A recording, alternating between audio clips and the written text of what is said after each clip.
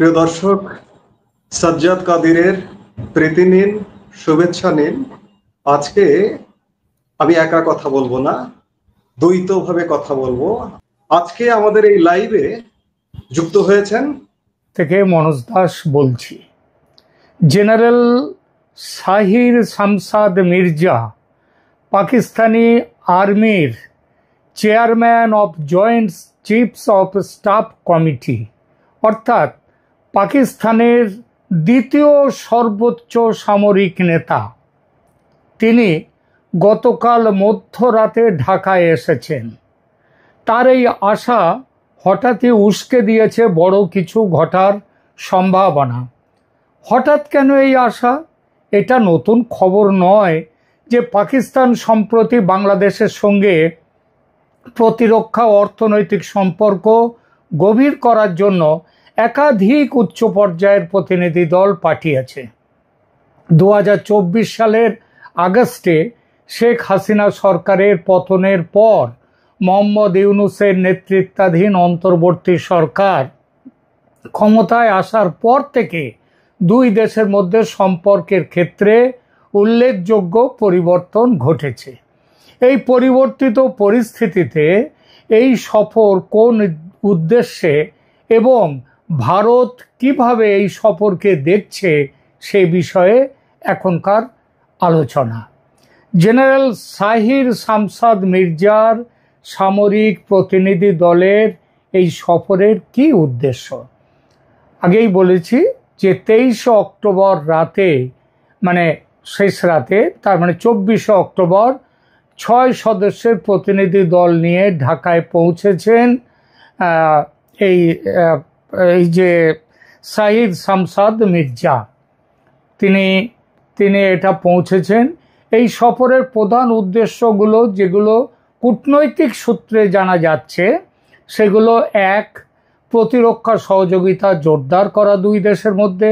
বাংলাদেশ সেনাবাহিনী এই সফরকে অত্যন্ত গুরুত্বপূর্ণ হিসেবে দেখছে, যার লক্ষ্য প্রতিরক্ষা ক্ষেত্রে নতুন সহযোগিতার পথ খুঁজে বের করা। বাংলাদেশ বসে আছে ভারতের পেটের মধ্যে, সুতরাং এইখানকার এই নতুন সহযোগিতার উদ্দেশ্যকে তিন দিকে ভারত, একদিকে বঙ্গোপসাগর তো আর সেখানটায় ঝাঁপিয়ে পড়বে না যুদ্ধ করতে। তার মানে ভারতের জন্যেই এই ব্যবস্থা, যে ব্যবস্থার দিকে বাংলাদেশ এগিয়ে গেছে। 2 নম্বর কি, পাকিস্তান ও বাংলাদেশের মধ্যে আলোচনায় আঞ্চলিক নিরাপত্তা পরিবেশ এবং প্রতিরক্ষা ও নিরাপত্তা ক্ষেত্রে যে বর্তমান যে পরিস্থিতি আছে সেটা বাড়িয়ে তুলবার ওপরে জোর দেয়া হচ্ছে এই সফরে। 3 নম্বর হচ্ছে গোয়েন্দা তথ্য আদান প্রদান, উভয় দেশের মধ্যে সামরিক সম্পদ, লজিস্টিক সহায়তা এবং গোয়েন্দা তথ্য ভাগাভাগির বিষয়েও আলোচনা হতে পারে। সূত্র জানাচ্ছে এই আলোচনায় তৃতীয় পক্ষের আগ্রাসনের ক্ষেত্রে পারস্পরিক সহযোগিতার বিষয়টি অন্তর্ভুক্ত, যার বাংলা অর্থ হলো ভারত যদি বাংলাদেশে সেনা অভিযান চালায় তাহলে পাকিস্তান তার পাশে দাঁড়াবে, সেটাকে নিজের যুদ্ধ মনে করে কতটা অংশ নেবে আসবো আমরা এর পরে আলোচনায়। আপাতত মূল উদ্দেশ্য যেগুলো জানা যাচ্ছে সেগুলো বলি। চতুর্থ উদ্দেশ্য, সামরিক প্রযুক্তি ও প্ল্যাটফর্ম তৈরি করা। বাংলাদেশ পাকিস্তানের প্রতিরক্ষা শিল্প থেকে উন্নত প্রযুক্তি, বিশেষত ইউএভি যে ড্রোন, সেই ড্রোন সিস্টেম এবং চীনের F-17 থান্ডার যুদ্ধ বিমান সংগ্রহে আগ্রহ প্রকাশ করেছে, যা চীনের সাথে যৌথভাবে তৈরি। মনে রাখতে হবে ডক্টর ইউনূস কিন্তু এখানে ট্যারিফ নিয়ে আলোচনায় তিনি ইতিমধ্যে স্বীকার করে এসেছেন যে আমেরিকার ছাড়া চীনের কাছ থেকে কোনো অস্ত্র আর নেওয়া হবে না।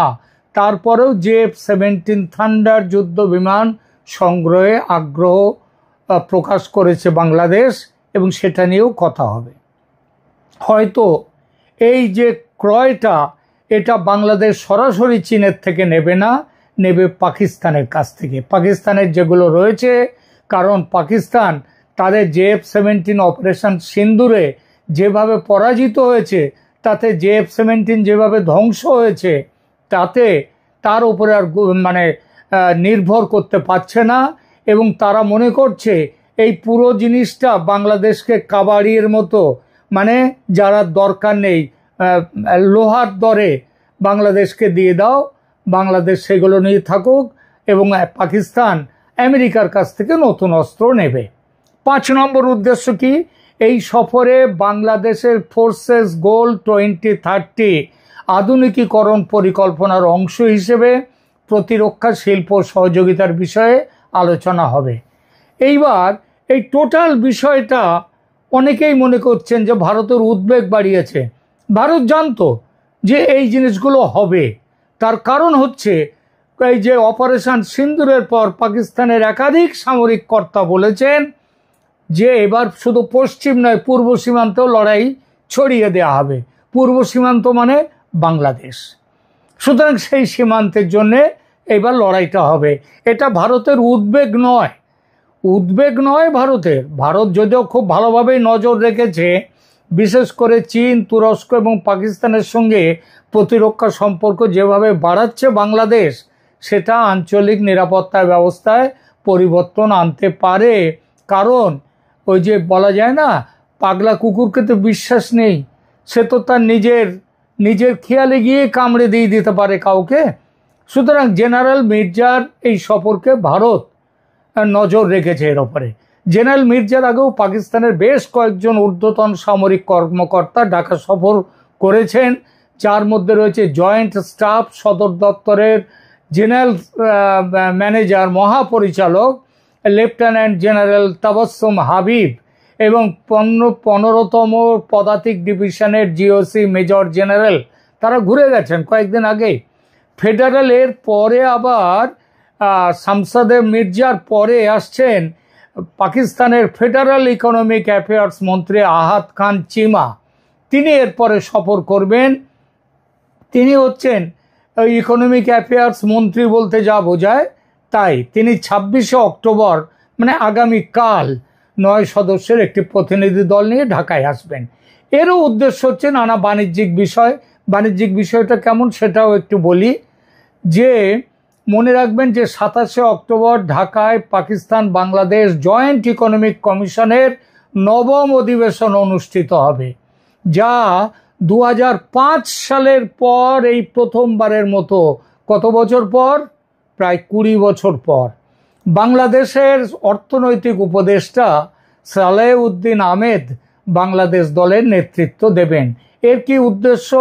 এর উদ্দেশ্য হচ্ছে বাংলাদেশ নাকি পাকিস্তানের সাথে যাতে আরও ভালো ব্যবসা করতে পারে সেইটা। তো ব্যবসাটা কেমন আছে বাংলাদেশের?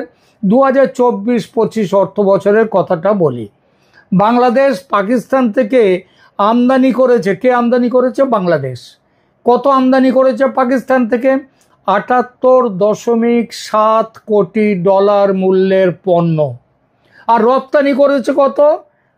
$8 কোটি মূল্যের পণ্য। তার মানে দাঁড়ালো কত?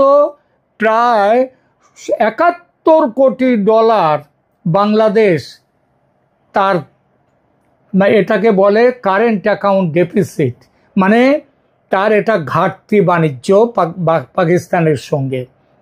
বাংলাদেশ বলছে এই বাণিজ্য ঘাটতি কমানোর জন্যে চা, পাট, পণ্য, ওষুধ, তৈরি পোশাক, ইলেকট্রিক সামগ্রী এসব তারা রপ্তানি করবে পাকিস্তানে।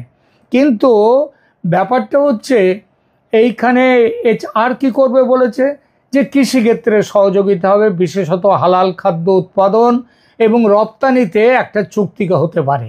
Bangladesh standards and testing institution BSTI এবং পাকিস্তানের হালাল অথরিটি এ বিষয়ে একটি চুক্তি স্বাক্ষরের আশা করছে।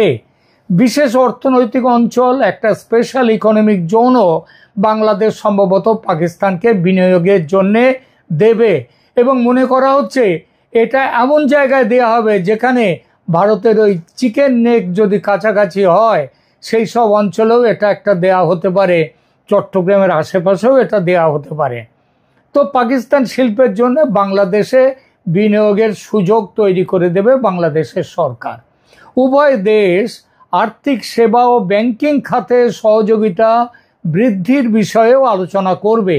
সফরের সময় চিমা প্রধান উপদেষ্টা মোহাম্মদ ইউনূস এবং পররাষ্ট্র উপদেষ্টা তৌহিদ হোসেনের সঙ্গে সাক্ষাৎ করবেন। একটু আগে যেটা বলছিলাম বাণিজ্য বৃদ্ধির সম্ভাবনার কথা, সেটা বলি।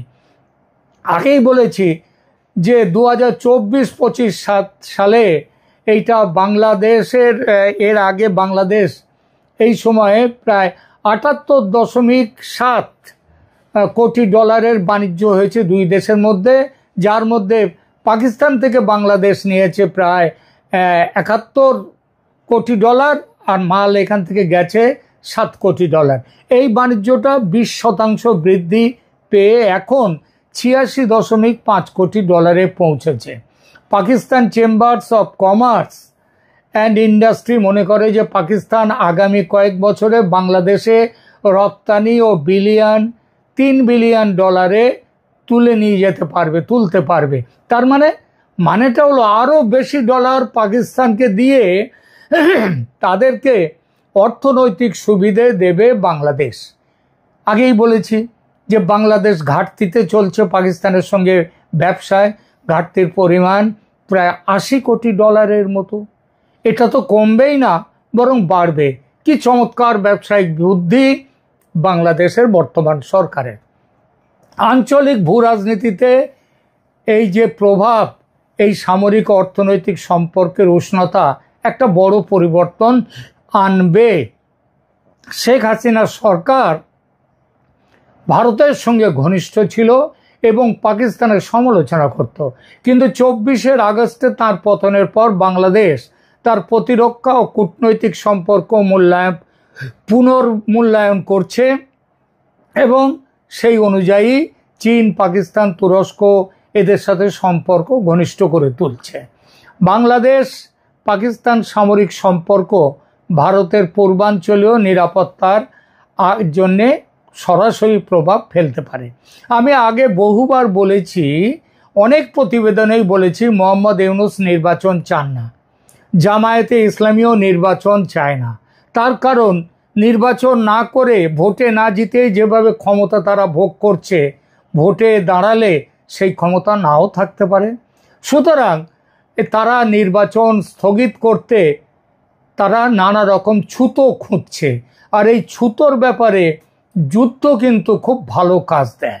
অপারেশন সিন্দুরের পরাজয় পাকিস্তান ভুলতে পারছে না, চাইছে যুদ্ধকে পূর্বে ছড়িয়ে দিতে। একাধিকবার সেটা বলেছে, যুদ্ধ চলবে, নাশকতা চলবে। জামায়াতের দ্বিতীয় ব্যক্তি ওই নায়েবে আমির, তিনি ওই ডাক্তার তাহের তো বলেই দিয়েছেন 50 লক্ষ যুবক তৈরি আছে ভারতের বিরুদ্ধে লড়াইয়ের জন্যে।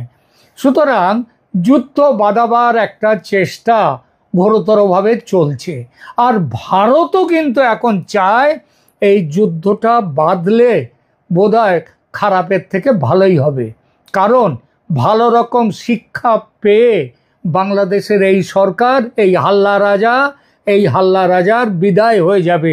যুদ্ধ করার আশা আকাঙ্ক্ষা এবার তার থেকে হয়তো মুক্ত হয়ে যাবে।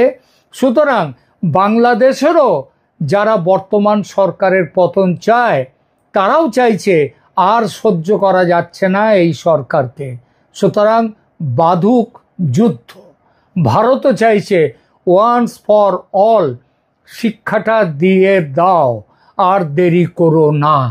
অবশেষে সেটাই হতে চলেছে বলে মনে করা হচ্ছে। ধন্যবাদ।